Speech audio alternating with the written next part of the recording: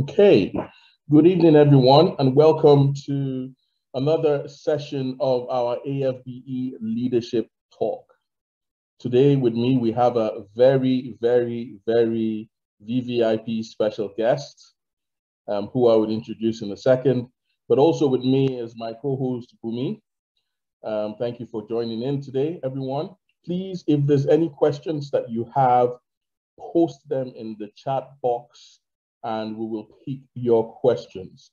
We will not allow people speaking through the microphone just because we don't have that time for the session today. So if there's any question, just post in the chat box and we'll be able to go through the questions as much as possible. Thank you everyone for joining. So I'd like to introduce our very special guest, Mrs. Elohor, who happens to be a very senior auntie as well. She is a phenomenal lady from Nigeria who is leading in one of the best industries in Nigeria, actually. She is the MD of SNEPCO, Shell Nigeria Exploration and Production Company. She is a mother. She is a leader. And in all respects, she is groundbreaking woman. Thank you very much, Elohor, for joining us today. I think you're on mute. Thank you, Roy, for having me here today. And good evening, everyone. It's a pleasure to have you. Thank you very much. Before we proceed, this is a great opportunity, and it's one that we find where we have a rare opportunity to speak with a lady who has gone through a chain of command, through a career progression in a very male-dominated industry, and today is leading that industry. We're here to learn from her personal experience. We're here to learn from the challenges she had to go through. We're also to learn from her leadership skills and her mentoring skills as well, and what she did during her time in the industry till date that has made her excel and stand out in the midst of others. So as much as possible, if there's any questions related to any topic that we'll be talking, please post in the chat box. Thank you very much, Elohor. Let's start with the very obvious question. Can you tell us a little bit about you? Something about you that we don't know. A little bit about me. That's going to be a long one, but I'll try to keep it very short. I am from Delta State and married to, my husband is actually from Edo State. So you can clearly say that I'm a true Bendelite, as we used to say back then. But I grew up in two places. I grew up in Port Harcourt and I also grew up in Benin. Port Harcourt, my parents moved to Port Harcourt when I was just a few months old. And I started my education from Port Harcourt. And shortly after primary school, I then moved to Edo State. And that's how my journey to Edo State started. I did my secondary school. I went to Federal Government Girls College, Benin. And then I moved on to the nearby university, University of Benin. So not surprised that I ended up marrying someone from Edo State, because I've just been in Edo State from the age of 11. I left school immediately after I left school. Of course, we did the normal 1 year NYC, and I did that in Abuja. Not certainly not the place I would have loved to be, being an engineer. But growing up, you always have got that one person that you've got to look after. So I had my brother there, who I also had to look after. So we both graduated at the same time. So we both got to Abuja, of course, to continue to play the mother hen figure over there. But shortly after that, I knew that Abuja wasn't the place for me. I knew where I had to be. As an engineer, I had to work in the industry. So I started hunting for jobs. But I kept connect with friends. I had good friends that I knew were doing well. So I stayed connected with them after they left school. Some of them left school before me. So I maintained that relationship with them, learning from them what they were doing, about what they did getting jobs and what they are still doing. And with that, I learned about the Shell Intensive Training School program. So I was on the lookout because growing up in Port Harcourt, I did stay very close to Shell. And it was my mother's desire to have one of our children work in Shell. Every day she would pray about it, she would talk about it. So I kept my eyes on the ground, on the lookout for when that will be published in the newspapers, because they've told me it will be published in the newspaper, just be on the lookout. And lo and behold, one day my uncle just called me to say, Elohor, you need to look at I believe it was Guardian newspaper. It was clear as to which page to look for and all that. And lo and behold, it was the SITP advert. So I applied for it, did the interview, and got into the Shell Intensive Training Program, which is SITP, for 1 year, very intensive program. And I'm super glad I went through that school. Because back then in school, we did more of theoretical work. Going through SITP made me learn a lot more about the oil industry, and it became clear to me the different fields and what it is I should look to go into. So we did the interview to go into Shell. Shell is one company that I truly, truly, truly liked growing up. I admired the way they work. So for me, I would do everything. If I had to stay awake 24 hours studying just to get in there, I would do it. So we did the interview, and I was one of the lucky ones that got selected to go work for Shell. I got into Shell and started off as a production trainee engineer. Back then, when I joined the company, we had much older people in production. And I believe then it was just one female. She had gone in like a year before me. That was still there. We had other females that had gone in and had left, but I had one person just to look up to. And I remember my friends back then saying to me, whoa, Elohor, you've gone to production, you'll be finished. That's the end of your career back then. And well, I decided that it wasn't going to be the end of my career. I would make the most out of it, and I would enjoy having fun working there. And I did. I made the most out of it, learned everything I had to learn. After a few years being a production engineer, I knew that I wanted to widen my scope, broaden, learn a bit more about how decisions got made, learn a bit more about projects. So I opted to move on to other roles. I got the opportunity, and the one that really, really was an eye-opener for me was becoming the business advisor to the then Executive Vice President for Sub-Saharan Africa. She made the decision for the region. She worked with fantastic leadership team.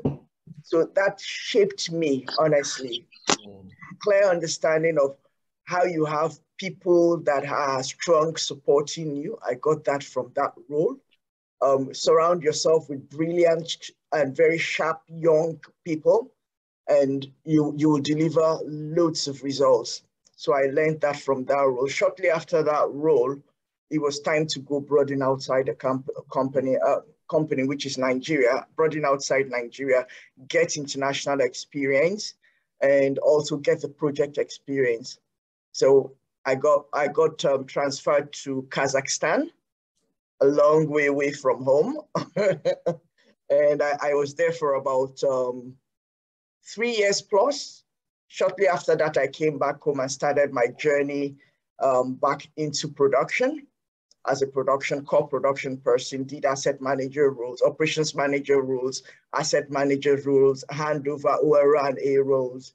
And then finally, I'm here today as the MD of SNEPCO. Wow. This was very, I mean, you made it sound very easy, but I was able to pick up a few things that I know are not easy. And for me, I think it will make sense if we went back to some of the things you said. Now, you mentioned you went to university and you studied engineering. In the first place, what prompted you to study engineering? I mean, because back then in Nigeria, engineering was, you go into a class of engineering students and literally all you would see in a class of maybe 50 would be 49 males and one female. So what prompted you? Because that must have been serious bravery in the first place. That's the power of role models in your life. Mentors and role models, very good. I cannot keep talking about that. Growing up as a child, I had several role models. My initial career, getting into school, I wanted to be an accountant. And that's because I still have that uncle, good looking, tall. He made accounting look so nice and lovely. I wanted to be an accountant. But I got into Federal Benin. I surrounded myself with good friends. Till today, they are still my friends. And I was in a class that I didn't really need to read much. I'm lazy when it comes to book. So I didn't really need to read much. I just listened in class, went into the exam, did a bit of reading, and I passed.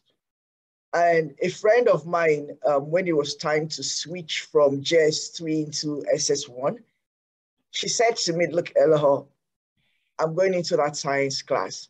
We had we had two pure science classes back then. And she said she was going into the toughest of them all. First of all, we were both coming from a class that was one of the dullest out of the 5. If you look at our average, my average could be like 75, and I would probably be like a third or second or first position in my class. If you go to the other classes, the other 2 classes, I'll probably be like a 20th position. And you want to go into that class with those people? Come on, what are you thinking of? And she said to me, well, they don't have 10 heads. If they can do it, we can do it. Indeed. So I said to myself, if she can do it, I can do it. And we got into the class. The first thing that greeted us when we got in, they actually laughed when we walked into, and I don't blame them. You're coming in from a class where you never took anything serious and you're coming in to meet the bookworms. And that really, really challenged me. I said, well, I'm going to prove these people wrong, that I've got something in my head. So when it was time to choose a career, almost everyone in the class wanted to read medicine. But going back to role model, my father is an engineer and I'm a daddy's girl. But one thing I didn't want to do was be a daddy's girl through and through. Being a mechanical engineer, I said to myself, okay, I'll do engineering, but I went, researched what I wanted to do. And I said, being a mechanical engineer, you can work in any industry. So I wanted another engineering that I could work in any industry. And chemical engineering came to mind. So I just sent my dad a letter to say, look, Dad, I've decided to change my career. So I'm going to switch from accounting, which we've discussed, to becoming an engineer. And I put at the end, not your type of engineering, but my own type of engineering. I'll be a chemical engineer. And it just said, your change in subjects are noted. As long as it has no impact on your future, I will support you. So that's how I started with engineering. Oh, wow. I think that's very inspiring. Certainly, it has had a very positive impact in your life. And that is your dad being a role model, but also being supportive. Because far too often, some of us have parents that will say, it has to be this, that way, or the highway. And sometimes you're forced to read courses that you possibly don't have any interest in. So I think that has made a lot of impact positively. But I think your resilience as well, because the boldness to respond and change your career path after you've already made a decision with your dad is quite is one that is applaudable. Now, you went into the Shell Training Institute, SITP, and you went into production engineering. What was it like when you got in? Sorry, what was it like going where?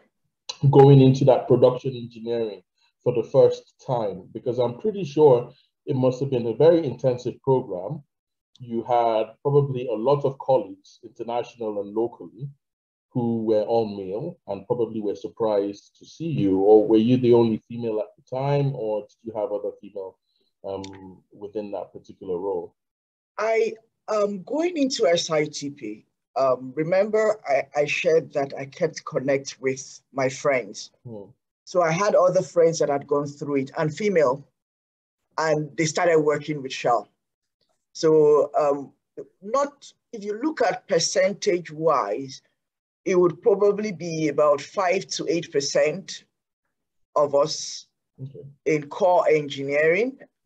We had people in IT. We had lots of females in IT because we also did software engineering and all those things. So in the engineering field, there were quite a number of us that got in. So we stayed together. We inspired one another, and it was a tough program, I must say. It was tough. We had to write exams upon exams. If you couldn't pass the technical part of the Shell Intensive Training Program, there's no point being interviewed. You would have failed out.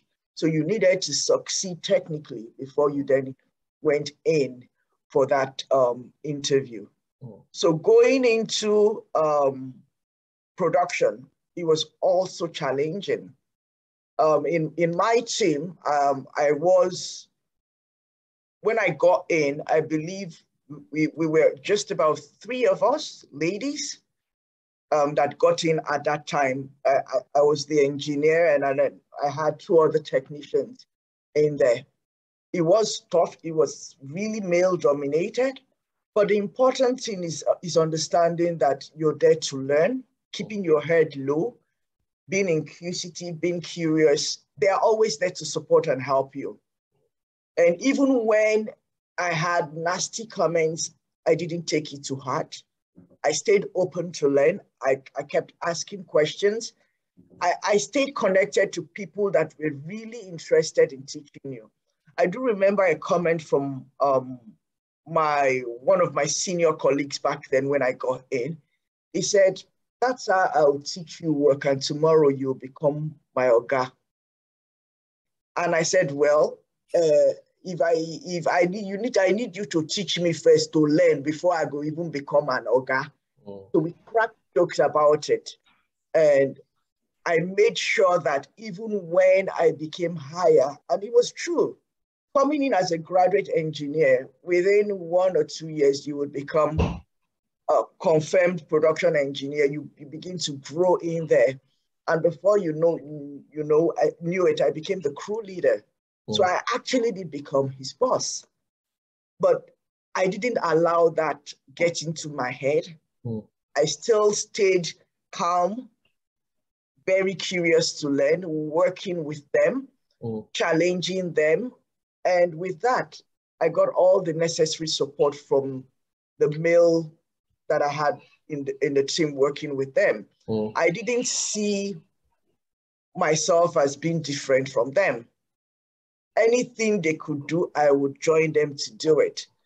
I asked for extra work the same way they asked for extra work. If they would give them work over the weekend, I would ask for my own work over the weekend, because I also wanted something that would bring out the best in me. Yeah. So I didn't just sit back saying, okay, I'm the only female here. Let me be spoiled. Let me take the easy road. No, I pushed myself the same way they all pushed themselves. And at the end of the day, they saw me as one of them, and they provided the support that I require today. And today they all take the credit, and rightfully so, because there wouldn't be a me today without them. So I just enjoyed working with them, and clearly production did not mar me, which was the comment I got when I started working. They said, production will mar you. You're finished, your career is finished. But I'm here today. So anywhere you find yourself, you can make success out of it if you're determined to. That's a very powerful statement. Anywhere you find yourself, you can make success out of it. You've certainly touched on some of the challenges you faced as a female within the production team. And I think it's very important for people to appreciate that, because certainly you wouldn't be the first. And there's a lot of people who face such challenges, especially in a male-dominated environment in certain mechanical or engineering roles. But there's something that you mentioned that I think is key. You kept going, and you didn't let the comments or negative rhetorics about the position that you're in deter you from progressing within that particular role. But something again that you've just said, I think you are someone who you managed to embrace these people all through your journey, which is key. I don't know if you can touch a little bit on that, because if someone strained you, and of course that person is probably not as educated as you and knows that you're going to overcome them, sometimes they can be stumbling blocks to your career. Sometimes they can actually be pillars. It certainly feels like you turned them into allies. You turned them into almost part of your network that you used to become the better person that you have become within the industry. Is that right? You're definitely correct, Roy. One of the things I said to myself as a young engineer is I would always want to see the good in people. Oh. Everyone sets out to do good. It's just a few people that have that malicious intent. So I stayed focused on that, even when I know someone was out there to hurt me or to malign my character. I didn't take it out on that person. I've learned to train myself to be tough on issues and soft on people. So I would always want to understand what's driving that person. So I'll give you an example. As I grew up in my career, I started taking on leadership roles. The first one I had to take on was a crew lead. Bumi would remember this part of our careers.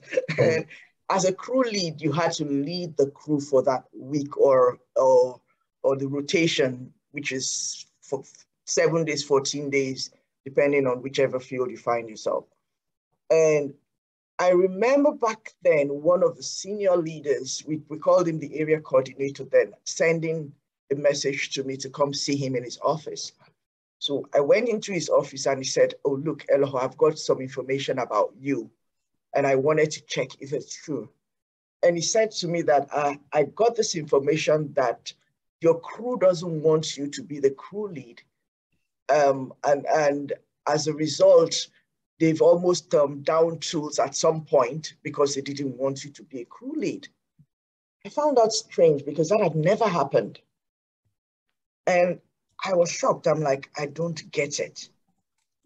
He said, "Well, I want to make you the crew lead and I'm getting this feedback. So I wanted to check with you your relationship with your team." And I said, "That has never happened. I do have a good relationship with my team. We go out to work together.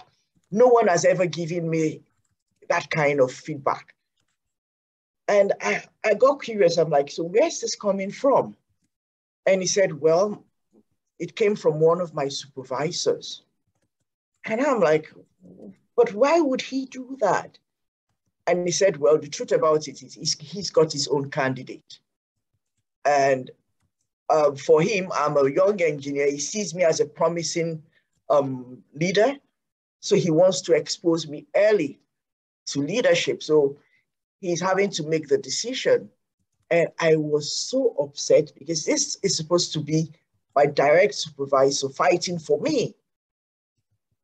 I was upset, but he said something to me. He said, "Elohor, I don't expect you when you go back to go challenge him." So I said, "Okay, thank you very much. So I appreciate the feedback." So I walked back to the office and that supervisor was sitting on his desk. And he said, oh, how did your meeting go? It was okay. We just had a chat and I continued work. At the end of the day, he still made the decision to make me a crew lead.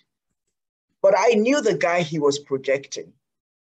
And I didn't take it out on that guy because I knew the conversation would have come from him. I knew he had the character of Malay, destroying people's name just to get what he wants. But I didn't go meet him. I didn't confront him. I continued to work with him. Till today, we are friends. He doesn't even know that I got the information. So with that, I learned very early in my career that you've got to separate issues from people. A lot of people have what is driving them. Do not use that to begin to define yourself as a human being. So those challenges came every time, but at the end of the day, I stayed focused and true to my cause. I knew what I was going for. I didn't allow the opinion of people, what they thought or what they expected to be of me, to define me. As human beings, we know what good looks like. So it's important that we stay through to that cause. And when I see people like Bumi today, I smile because that was one of the things I shared with them when they joined the company back then. One thing I've taken from this, and I think will be very important for us all to take, is what you said. Train yourself to be tough on issues, but soft on people. That's very key, because what you did was you did not trivialize conversations. You did not make you didn't make it such that bickering or whittering about, none of that. You focused on what was at hand, you focused on the target, you focused on what you wanted to become, and you did not spend time bickering or whittering. And that's amazing, because it's very important in today's world, because a lot of time we find ourselves, both male and females actually, picking on issues that can be very trivial within an organization. And that in turn has a way of deterring us or derailing us from the targets. And I think that's very important. Now, you mentioned progress to working as within the business team. You became a business support or business advisor at a point in time in your career. Why I want to focus on that is I've had, this is not just from yourself, I've heard another executive actually in BP who said the turning point in his career came when he was not just focused on the technical, but he actually became an executive assistant to one of the vice presidents, and a role he did not want to take. However, that role transformed his career, transformed his life, because it exposed him to the business of the organization.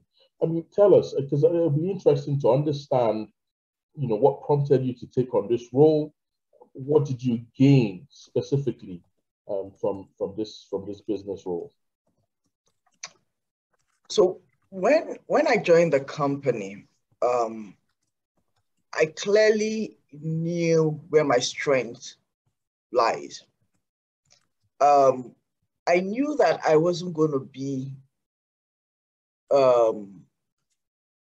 challenged. Challenged is a wrong word. I knew I wasn't going to be inspired going down that pure technical route, going to becoming a technical authority. I knew that wasn't for me. I respected people that could do that. I got a lot of my inspiration working through people, delivering results through people, working as a team. I excelled in activities that required me leading people, managing change, driving projects end to end. So I knew that in my career, I would go through that lead management cadre rather than the pure technical cadre. So with that in mind, I clearly started identifying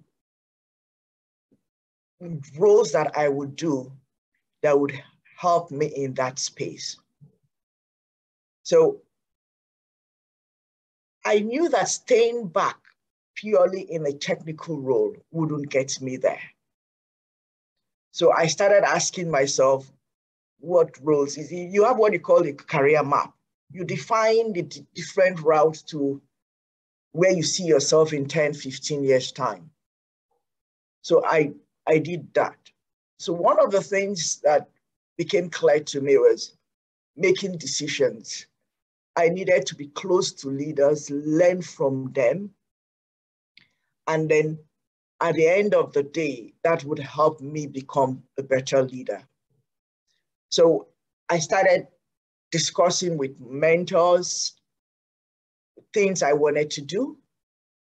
And I also was on the lookout for job opportunities that would get me there. And to be honest, when I started, I didn't have business advisor in mind. I just felt, okay, for me to be able to make decisions. Back then, I wanted to go into I wanted to be an economist. And these are the guys that, for me, they are intelligent, they are smart, they make good decisions. So that's where I wanted to go to. But I had a line manager back then that said, look, Elohor, I don't think it's time for you to step out of production. Just continue. You need to lead people, go gain that skill. And then when you have that, you know you've done there, been there, done there, and all that. I said, okay. I didn't take the job, the economics role, so I continued with production. And then a leader that I had worked with before was in a discussion on succession planning for one of the roles, which is a business advisor role. Because he's worked with me, and that was years ago, I just did my work the way I enjoyed doing my work. And I could speak up, I could challenge, I could talk irrespective of who I was working with. So he really liked me as a young engineer and saw that potential in me. So when they got into the conversation as to who will become the next business advisor, he drops my name. And in our own system, we had different classes of potential classification. One group was higher than the other. I wasn't in the highest of them all. There was another candidate that was in the highest of them all. So I was going to be competing with her. So I went into the interview being me, being curious.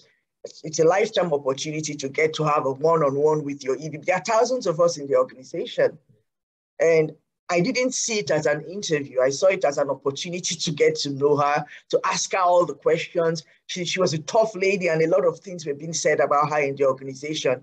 So it was an opportunity to just talk to her, answer her question, but also had the opportunity to ask my own questions. And when I came out of the interview, my boss asked me how it was. I said, I don't know why they wasted my time. They already have their preferred candidate.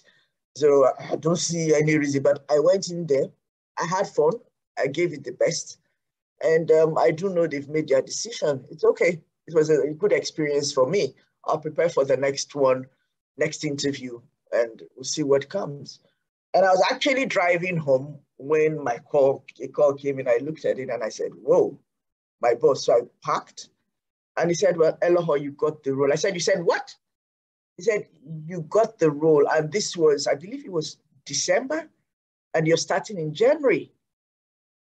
And I'm like, whoa, this is big. And that is how I started another journey, leadership journey, learning about how to be a great leader, worked with excellent leaders in the organization. So I picked a lot from them. But that's just one of the role to be able to pick things. There's several others. So I do not want us to think that being a business advisor is the only means of getting to the point where you become an executive. No, there are several other means of getting there. It's just one of them. So irrespective of where you find yourself, as long as you understand what you want to do, how you want to get there, just make the best out of it. Indeed. Thank you very much. While Bumi, if you just start preparing for questions, while Bumi's preparing for questions, there's something you said that resonates very well, and with a lot of people that were posted on this leadership talk. You had a plan, and sometimes you might not know precisely what you want in very fine details, but ultimately you had a plan, and you knew what you wanted. And you set out to execute that plan, which I think is very important. And an opportunity came. And you see, another thing that I read that resonates very well with me is the fact that you went into the interview guns blazing, asking questions. People like people who ask questions, because if you're asking questions, it means you are able to look at things from multiple points of view, from multiple angles and perspectives on certain issues. And what I find is people who are in executive roles like people who are curious, because that means they can work almost independently. They're asking questions because they want to know what to do, but also that also gives an indication that once they know what to do, these people can work independently. And I think that's a very, very useful skill and character, or trait rather, to have when trying to progress. And I've seen this happen across board with most of the leaders that we have spoken to. So yes, that's very great. Bumi, what are the questions that we have, please? Yes, I am. Thanks, Roy. We've got a couple of questions. I'll just ask the first one. Question from Zoom user. How did you create the balance between your demanding jobs and your family life? It's still a learning. It's work in progress. I'm still learning, and I can't tell you it can be challenging. But one thing that has worked well for me is I've got the right support. I've got a great support system, a great one. My husband is very supportive. My family members are very supportive. And I'm quite blessed. My in-laws are supportive. So that has made my life a lot easier. You've got to make sure for you to have that. It's difficult to balance, I must say. Sometimes your home will take priority, and sometimes your work will take priority. But no matter what happens, family is family. You would always go back home to family. Be conscious of that and make sure you do not sacrifice your family for work. Yeah. It has unintended consequences. So just make sure that you have that support for the times when you will not be available. Make sure you have that support. Technology has made it a lot easier for us now. So for working class mothers, if you've got kids and you can't be in any of their events, make out time to join online and be there. The first priority is be there, but if you cannot be there, join online. If none of that works, make sure you have someone you trust there to support the kids through it. But always remember, your number one priority should be your family. The work will come to an end one day and you'll go back to family. So in as much as it's going to be difficult to balance, just ensure that family is number one, get the right support. And when you make that decision, as mothers, it can be difficult. When you make that decision to say, look, for 1 or 2 times you may have to sacrifice and get work done, you've got to make sure that at home, you don't lose out on something. Find that right balance anyway. You see mothers these days, they run back home, settle the children in, and they're back on the computer. That you would have a perfect work-life balance. I'm yet to see that, to be honest. but it's something you've just got to keep working on every day. Absolutely. Thank you so much for that. I've got another question, threefold question actually, from Serial. It says, what key skills do you reckon women may need to exhibit in order to stay ahead? And can these skills differentiate them from men or just set them even? So that's the first out of three. Do you want to take the three at a time, or you want to answer this first? Depending on what works for you, Bumi. I think one at a time, because they're a bit different. So let's take one at a time. Yeah.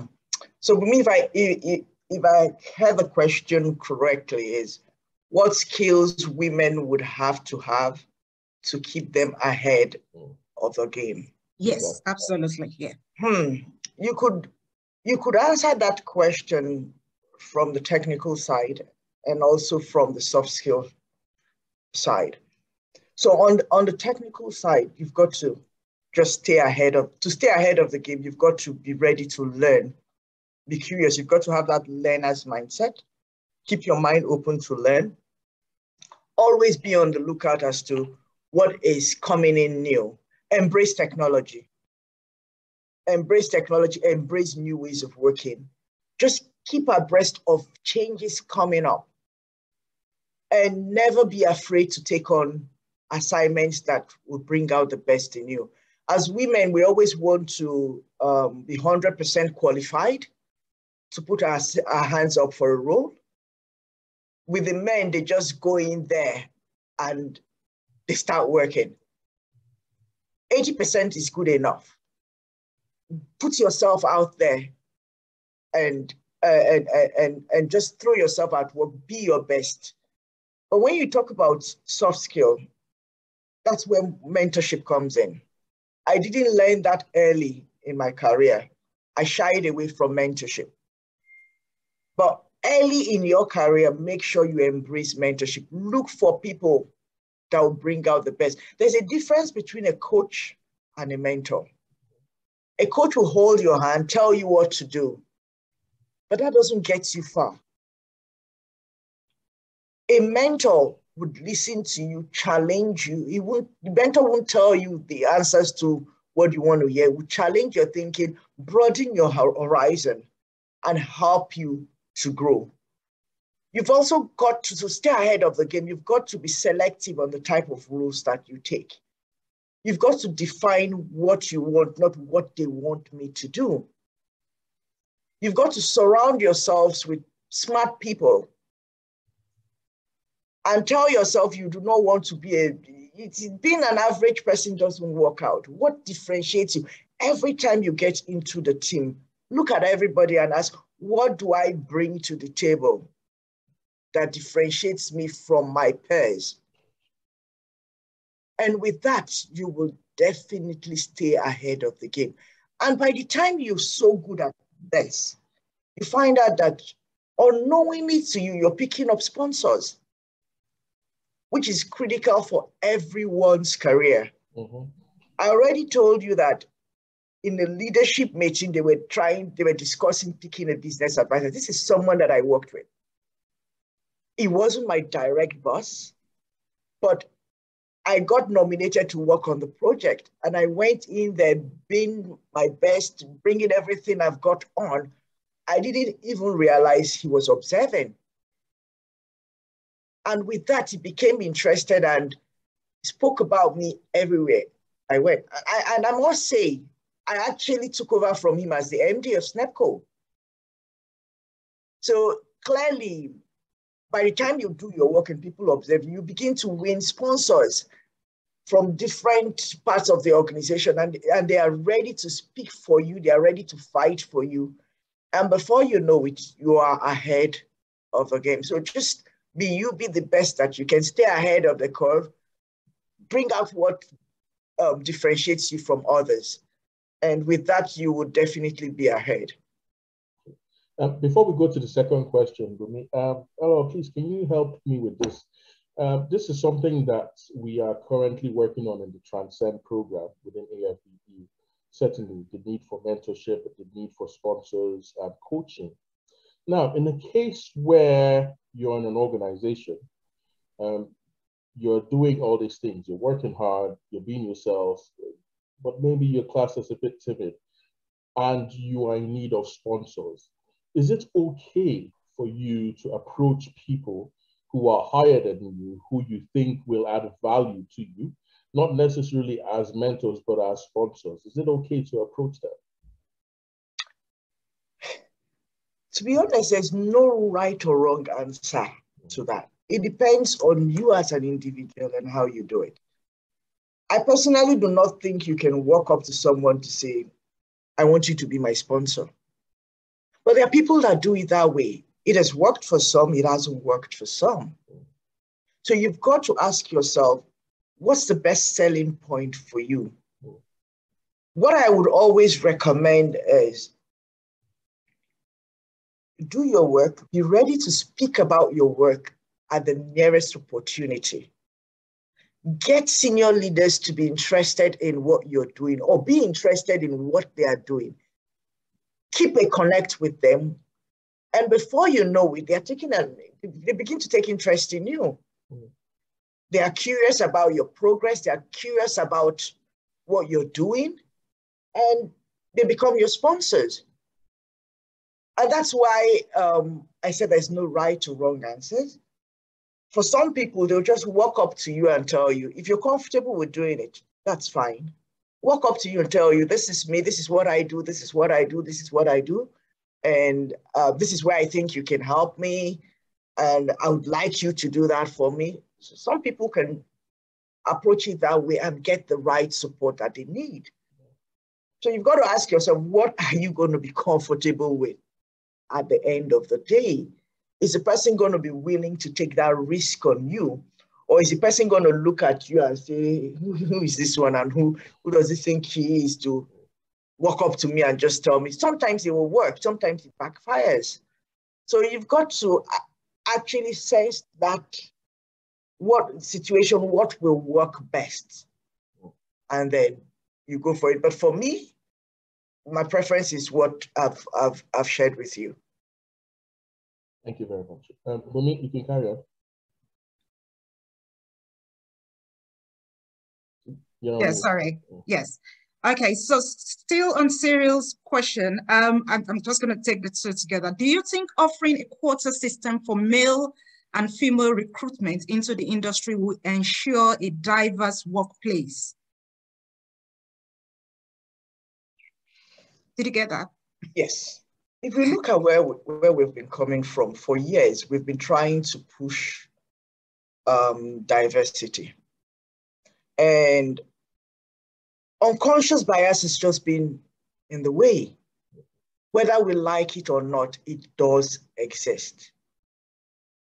So a shift from where we were before and having a quota system, whether you like it or not, has helped move the numbers up. The key thing for me is not whether there's a quota system or not. It's making sure that you have the right candidate in that position. Someone that by the time you put that person in that position would deliver results. So if you decide to go with a quota system, yes, it will help show up the numbers.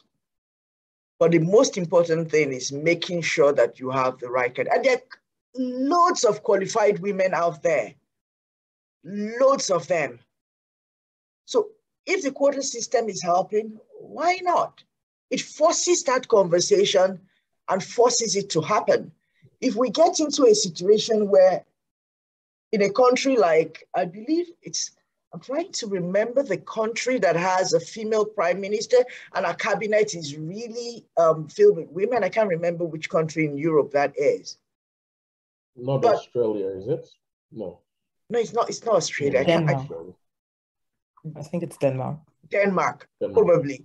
But if you're in that situation where clearly you are more, the country clearly understands that women, they bring value to the table, and we've got qualified women, they go out there, bring equity in interviews and all that. When you are in that state, then you can say you don't need quota. The best candidate will get the job. But right now, I think where we sit, quotas, it is helping to drive up that number. And I must say, qualified women are getting pulled up through that.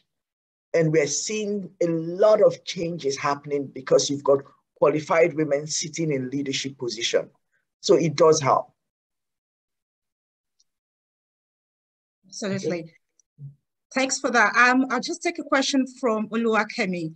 Did you at any time consider leaving Shell for a better offer, and what kept you in Shell for this long? We're glad you stayed though. This is taking me back memory lane. When I got into Shell, I said to myself, I wouldn't work in Shell for more than 10 years. But guess what? Just barely 15 days ago, I clocked 20 years working with Shell.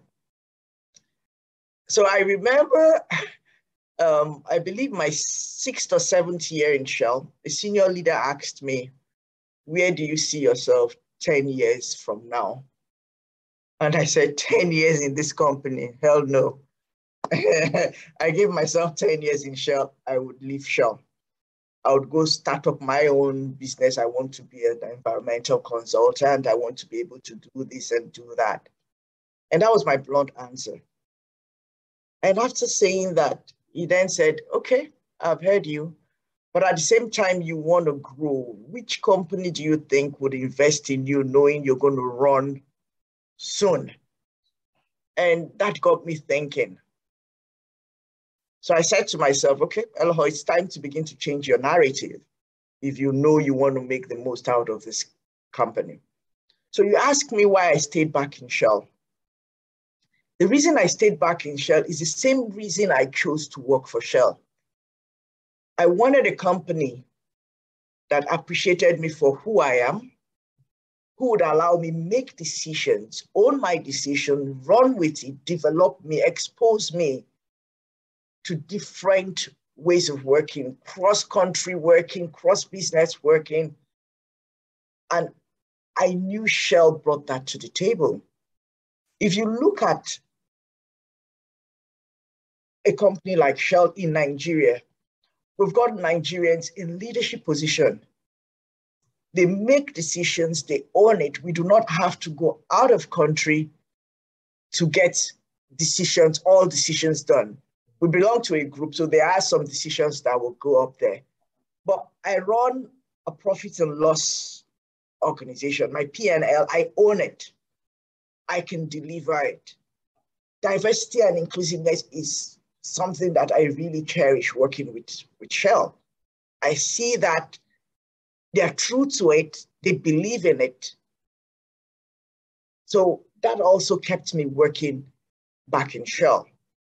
And I also wanted an organization that truly believes in developing young people.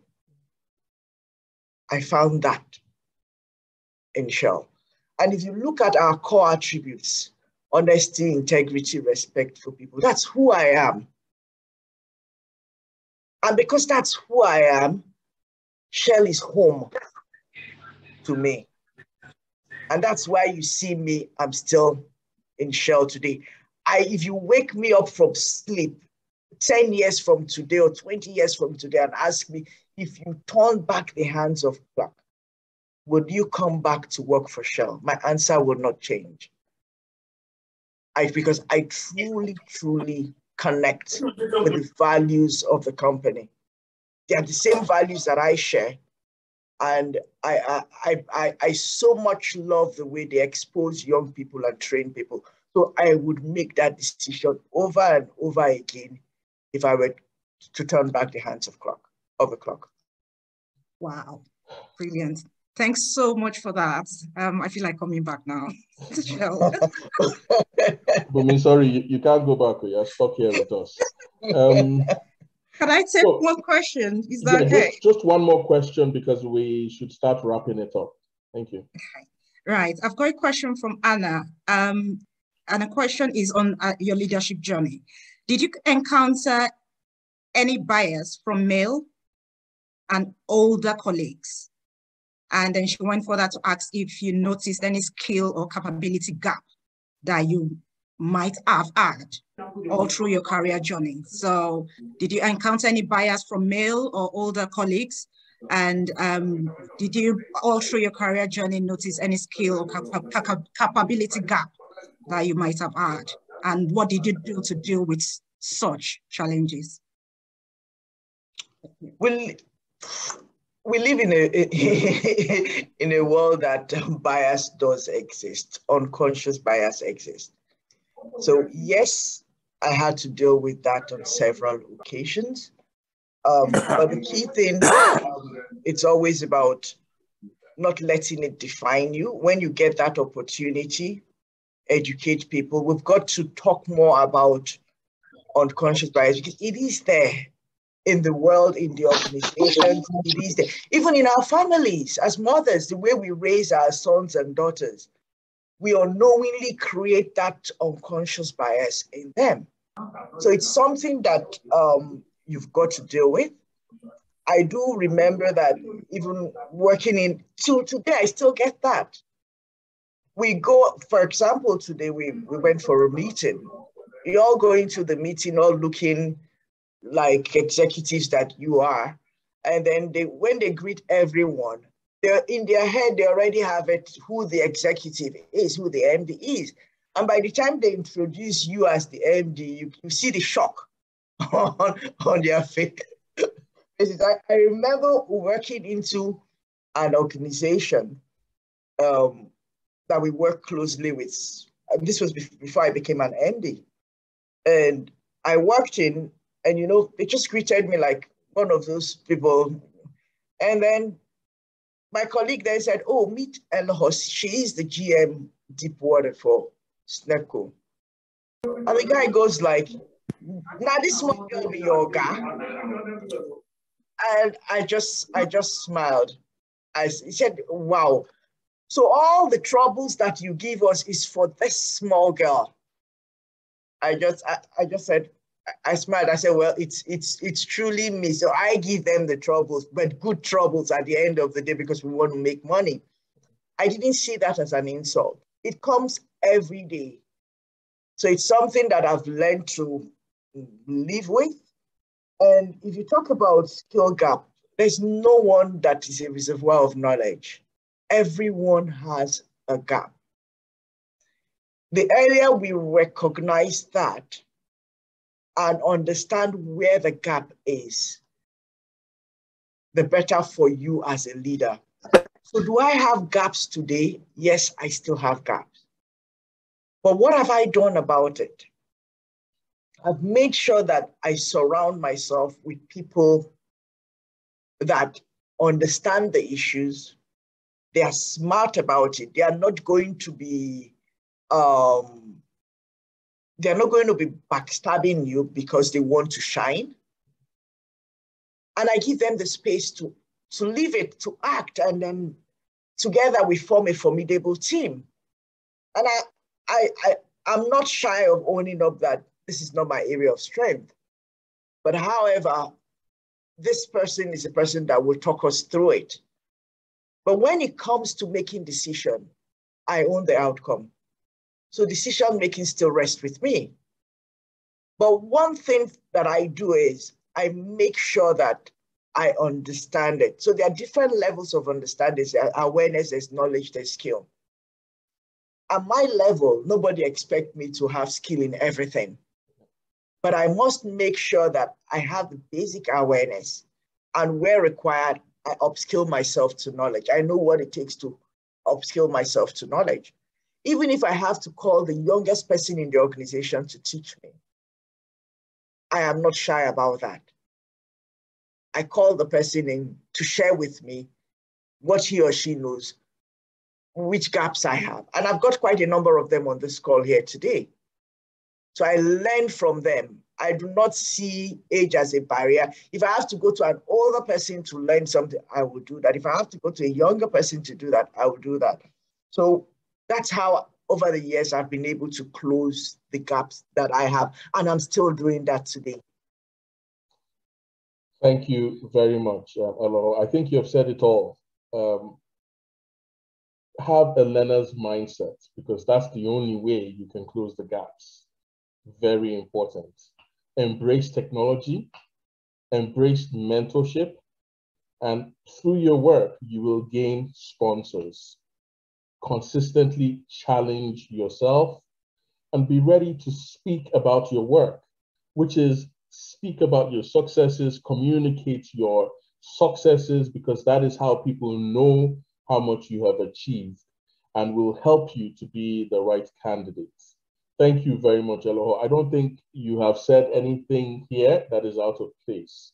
Everything you have said here is the best advice that we can get for females and for women in leadership to progress and be ahead, especially in a male-dominated environment. Just before you go, what advice in a very short sentence would you give to your younger self? Never be afraid of taking up challenging opportunities. Make sure that you embrace mentorship early. And in everything you do, just be the best. That will definitely differentiate you anywhere you find yourself. Well said. Well said. Thank you very much, Elohor. It's a pleasure having you and hosting you. Thank you very much. And to the audience, thank you for taking the time to join us this evening. If you've not heard about us, we are AFBE UK. You can check our websites. We also have an AFBE UK Transcend program where we are training and inspiring effective leadership amongst people of color to progress into leadership roles. We have just launched the first cohort, and training actually started last week. After this, we would inform people on when we will be carrying out the second cohort. So please keep your eyes and ears open for any of our programs on AFBE UK website. You can actually sign up to get emails and subscribe to be informed on most of our current events. Again, thank you very much, Bumi. Elohor, it has been a pleasure. To you and your team, your effective team, who I believe most of them are on this call, who have given me a little bit of sleepless nights sometimes trying to get through to you, but they have made it work. Thank you to the whole team, to Tega and everyone else within your team. Thank you very much. Elohor, it's been a pleasure. Thank you very much. And we hope to see you some other time. I'm pretty sure from here on, you're only going upwards. So the next stage from this is an international role. So hopefully we will see you more often internationally and not just in Nigeria. Thank you very much for the evening. Thank you, everyone. And thank you for joining our talk show. I would look forward to hosting you again. Our next talk will be in August. We will take a break in June and July, just because we're delivering the Transcend program, and we'll be back again in August with another smashing special guest. Thank you, everyone. Good night.